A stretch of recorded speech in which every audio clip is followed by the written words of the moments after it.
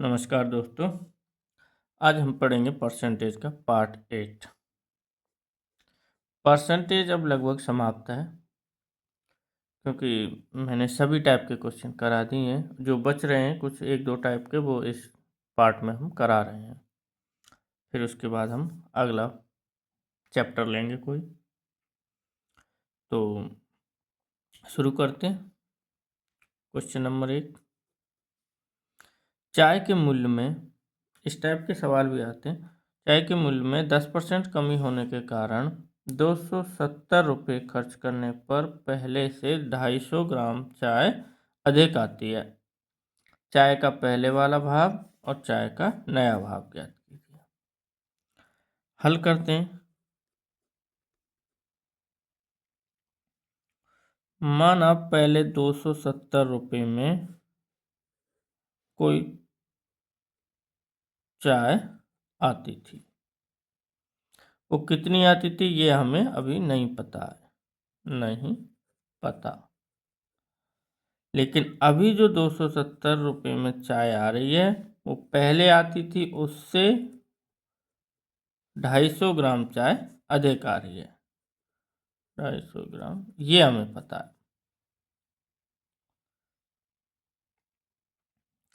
तो और ये क्यों आ रही है 250 ग्राम अधिक? क्योंकि ये 10% कमी हुई है भाव में। तो भाव में जो 10% कमी हुई है, उसकी वजह से 250 ग्राम ज़्यादा मिल रही है हमें। तो 270 का 10% निकालेंगे हम, कितना आ जाएगा? 27 रुपये। यानी 27 रुपये में हमें 250 ग्राम चीनी मिल रही है। 27 रुपये में। तो 1 केजी में कितने ग्राम होते हैं? 1000 ग्राम। तो इसको 250 ग्राम मतलब एक पाव मान लो, पाव भर। तो पाव को 4 पाव मिलके 1 केजी बनाते हैं कि नहीं? बनाते हैं। तो 1 केजी हो जाएगी कितनी? 1000 ग्राम लिख लो उसको, या 1 केजी लिख लो। और ये पावर का मूल्य, तो इसको भी 4 से गुणा करना पड़ेगा। 108 बराबर 1000 ग्राम या 1 केजी आंसर। यानी ये कौन सा आया? चाय का नया भाव। जब 10% लेस कर रहा है, तब हमारी चाय का भाव क्या निकला? 108 रुपये में 1 केजी आ रही है। और फिर दूसरा क्वेश्चन क्या है उसमें? पहले वाला भाव, पुराना भाव यानी। तो पुराना भाव निकालने के लिए क्या करेंगे? पुराना भाव बराबर, ये कितने परसेंट का वैल्यू आया? 90% का आया ना। 10% लेस करके जब ही तो ये भाव आया। तो 90% बराबर 108 रुपये केजी पे पर केजी आ रहा है। तो 100% बराबर कोई निकाल दो। पूरा भाव निकालेंगे, 100% होगा कि नहीं है? तो 100% बराबर निकाल दो। बराबर 100 गुणा, वही ट्रिक है अपनी, 108/90। एक जीरो से एक जीरो में 12 9 108, 12 बार कट करें 9 से 108, 12 गुणा 10 करेंगे तो 120 रुपये केजी आंसर। ये था पुराना भाव। ये वाला भाव अब पता चल गया हमें, पहले पता नहीं था। ये ट्रिक बहुत इंपॉर्टेंट है, इसको ध्यान रखना। अब आगे के सवाल देखते हैं, और एक सवाल देखते हैं इसी टाइप का।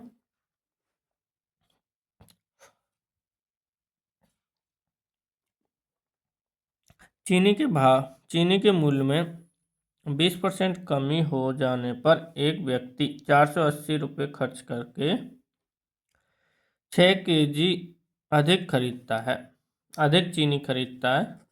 भूल गए लिखना। तो चीनी का प्रारंभिक मूल्य एवं घटा हुआ मूल्य ज्ञात कीजिए। वही पहले वाला भाव और पूरा नया भाव ज्ञात करना है। तो उसी तरीके से हल करेंगे इसको भी। यानी कि 480 रुपये में पहले वो कोई चीनी खरीदता था जिसका हमें पता नहीं है वो कितनी चीनी खरीदता था, लेकिन अभी जो वो 480 में खरीद रहा है उसका हमें पता है कि पहले जो चीनी खरीदता था प्लस 6 केजी एक्स्ट्रा खरीद रहा है, 6 केजी अधिक खरीद रहा है। अब ये अधिक क्यों मिल रही है उसको ये चीनी? फ्री में तो कोई देगा नहीं, क्योंकि भाव में 20% की कमी हो गई। तो भाव क्या रह गया? अब 20% कमी तो 80% का रह गया। तो नया भाव ज्ञात करने के लिए नया भाव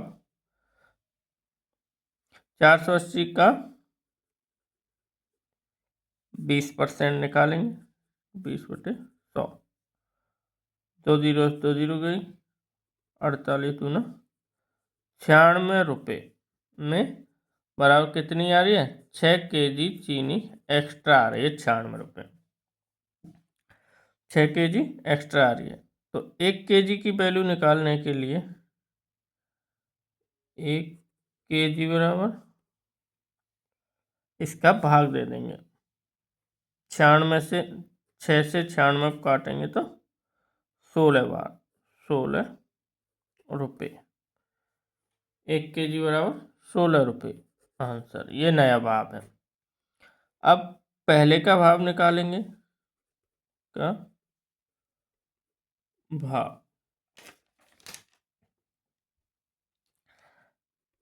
पहले का भाव ये कितनी परसेंट चीनी का है? 80% का ना, 20% कम होगी तभी तो 16 रुपये केजी भाव निकला हमारा। तो पहले तो 80% लिख सकते हैं इसको, 80% बराबर 16 रुपये। पहले का जो भाव था वो 100% होगा, तो 100% बराबर, फिर भाग दे दो 100 गुणा 16/80, 1 जीरो से 1 जीरो काट दो, 8 दूना 16, 8 से 16 2 बार गया, 2 गुणा 10 करेंगे तो 20 रुपये केजी आंसर। यानी देखा नहीं, यानी पहले का भाव 80% का 16 रुपये केजी आया, तो 80% बराबर 16 लिख सकते हैं हम, तो 100% बराबर निकाल देंगे, पूरा भाव आ जाएगा पहले वाला। ये 20% कम होके ही तो आया है भाव, तो 100 गुणा 16/80 बराबर 20 रुपये केजी नया भाव आ जाएगा। चलो ये तो हो गए चीनी और चाय। अब देखते हैं नमक। नमक वाले सवाल और आते हैं, जैसे घोल में मिला दिए जाते हैं, इनको देखते हैं। नमक के घोल में, नमक के 6 लीटर घोल में 5% नमक है। वाष्प द्वारा इस घोल में से 1 लीटर पानी निकाल दिए जाने पर शेष बचे घोल में कितने % नमक होगा?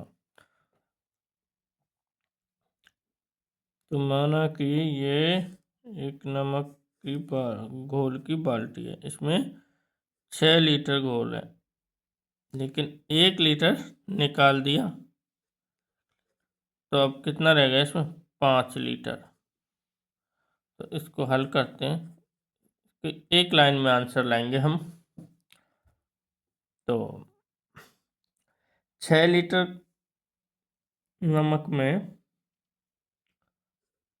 6 लीटर घोल में 5% नमक है बराबर, लेकिन 1 लीटर पानी निकाल दिया वाष्प के द्वारा, तो पानी कितना बच गया अब?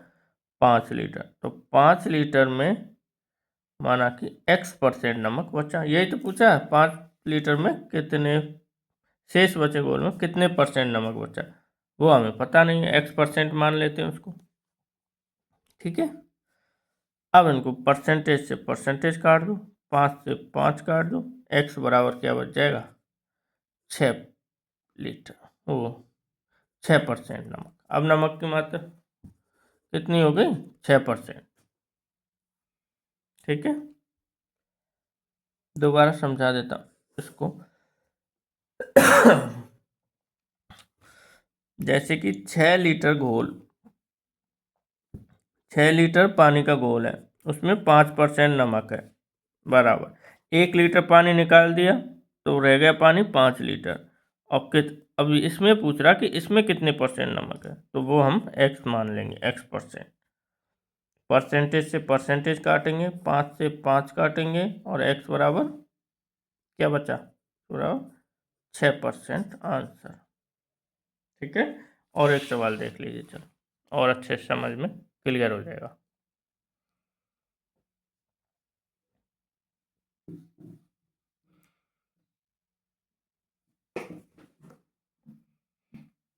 दिख नहीं रहा ढंग से।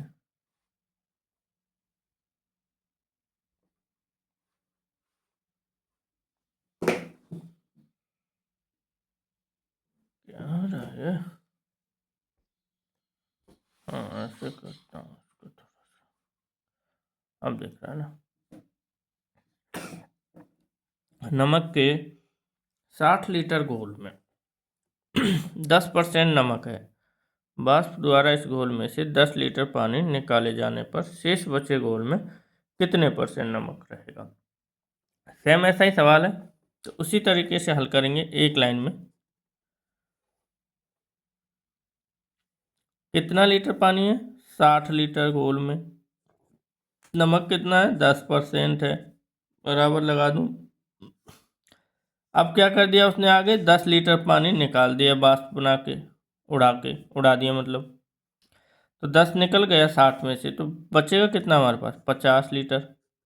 अब ये पूछ रहा है कि इस जो बचे हुए पानी है, शेष बचे हुए 50 लीटर में कितने % नमक रहेगा, तो वो हमें पता नहीं है, उसको हमने x मान लिया, यानी x% रहेगा। तो अब सबसे पहले परसेंटेज, ये 10% था, परसेंटेज से हम परसेंटेज काटेंगे और 0 से ये 0 काट देंगे, 5 से ये काट देंगे 10 को 2 बार, क्योंकि इधर तो कुछ बचा ही नहीं। तो x बराबर 6 दूना के 12%, x बराबर 12%, 12% आंसर ये है। ठीक है, मिलते हैं नेक्स्ट वीडियो में।